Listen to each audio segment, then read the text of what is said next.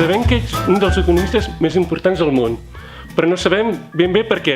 T'hi consideres? El futbol és molt fàcil, no?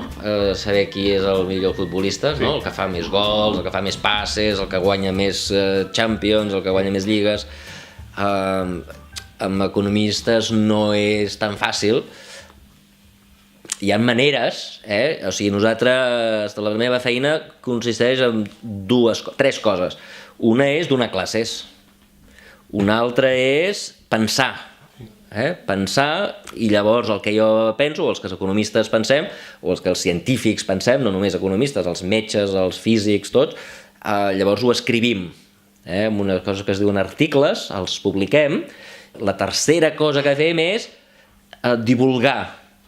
És a dir, els economistes quan inventem coses o quan fem investigació o quan pensem això que et deia ara, doncs fem coses molt complicades que la gent normal no entén.